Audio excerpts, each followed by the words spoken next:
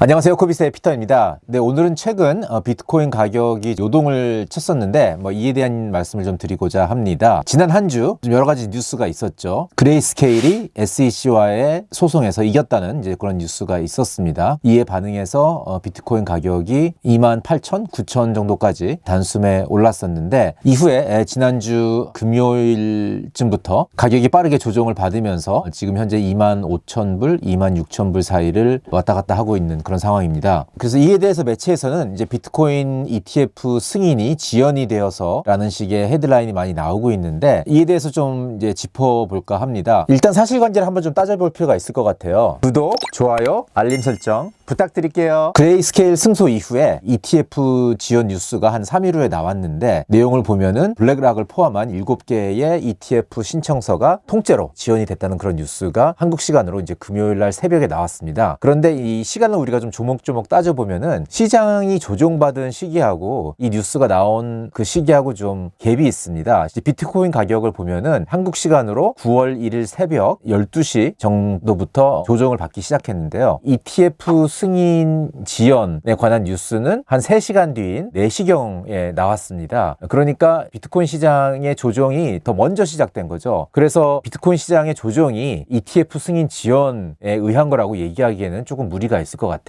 그렇지만 이제 대중 매체에서는 아무래도 이제 비트코인 가격이 떨어졌고 뭔가 이유를 찾고 싶었고 3시간 정도의 갭은 뭐 큰 문제가 되지 않다 이렇게 생각을 한 것 같아요. 그래서 대중들이 궁금해 하니까 이제 그거를 이유로서 이렇게 헤드라인을 뽑으면서 그런 인식이 지금 대중들 사이에 좀 퍼져 있는 것 같습니다. 근데 우리가 잘 생각을 해보면은 그레이스케일 승소라는 허다란 결정이 바로 3일 전에 나왔는데, 그거에 대한 어떤 임팩트를 곰곰이 생각할 시간을 충분히 갖지 않고서 갑자기 3일 만에 승인이라든지 이런 결정을 SEC 입장에서도 내기는 굉장히 힘든 상황인 거죠. 그래서 아무도 제 생각에는 그레이스케일 승소 3일 후에 SEC가 이거를 바로 승인을 낼 거다, 이런 기대감은 이 상황을 잘 알고 있는 사람이라면은 하지 않았을 걸로 이렇게 생각을 합니다. 그런 이유만 봐도 이번에 비트코인 가격이 조정을 받은 이유를 꼭 이 ETF 승인 지연에서 찾을 이유는 없을 것 같다는 생각이 들고요. 그러면은 어떤 이유에서 하락을 했느냐? 솔직히 제가 이것저것 많이 좀 찾아는 봤는데 이렇다 할 설명은 없습니다. 그런데 시장의 움직임이라는 게 반드시 어떤 설명이 존재해야만 하는 건 아니거든요. 시장에는 다양한 사람들이 참여하고 있기 때문에 여러 가지 우리가 예측할 수 없는 요인에 의해서 움직일 수도 있습니다. 특히 단기적인 움직임은 소위 말하는 그 마켓 스트럭처, 그러니까 어디에 비드가 걸려 있고 어디에 오퍼가 걸려 있고 이런 거에 따라서 갑자기 큰 움직임이 나타날 수도 있기 때문에 반드시 설명이 필요한 건 아닌데, 대중들의 어떤 궁금증을 채우기 위한 그런 관점에서 매체들이 이렇게 헤드라인을 뽑다 보면은 약간 논리적으로 맞지 않는 설명이 제공되거나 이런 일이 있는 거죠. 이걸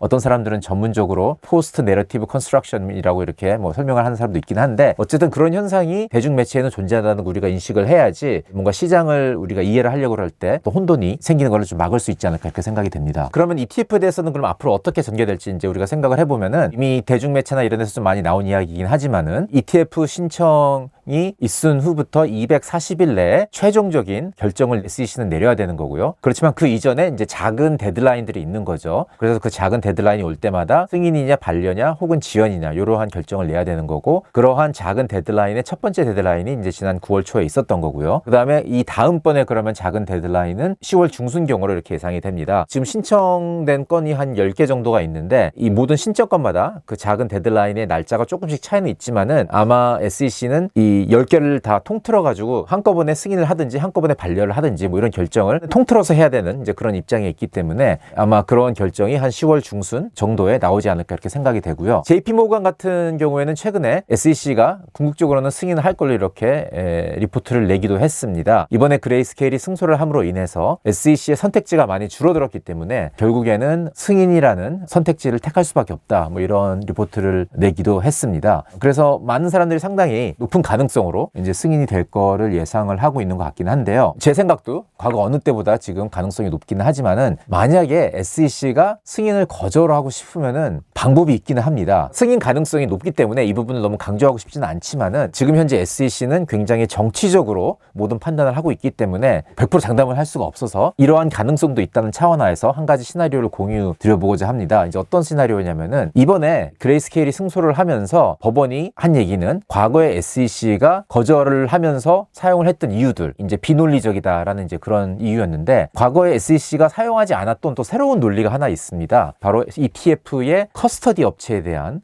부분이죠. SEC는 과거에는 이거를 문제 삼은 적은 없기 때문에 이번에 법원이 어떤 그런 판결의 대상이 되지 않았고, 그렇기 때문에 만약에 새로운 커스터디에 대한 어떤 논리로 승인을 거절을 한다면은 그러한 이유는 일종의 법원의 결정에 반대하는 그런 행위가 되지 않을 수도 있는 거죠. 이 커스터디에 대한 이슈를 조금 더 자세하게 말씀을 드리면 어떤 거냐면은, ETF라는 걸 우리가 신청을 할 때 현물 ETF이기 때문에 현물을 수탁을 해야 되는 커스터디 업체가 필요하게 됩니다. 이거는 비단 비트코인뿐만이 아니라 모든 현물 ETF에 해당하는 이야기인데요. 비트코인 현물 ETF에 관해서는 현재 신청된 거 10건을 전부 다 보면은 커스터디 업체를 코인베이스나 혹은 피델리티 디지털 에셋이라는 피델리티 자회사 커스터디 업체를 사용을 하고 있습니다. 그런데 이제 이 업체들은 주 정부에서 수탁 대행업의 라이센스를 받아서 이런 업무를 수행을 하고 있는 거고요. 근데 SEC는 과거의 입장을 보면은 주 정부보다는 연방 정부 레벨에서 이러한 업체들이 관리를 받아야 된다라는 주장을 한 경력이 있습니다. 현재 SEC는 모든 가상자산 관련된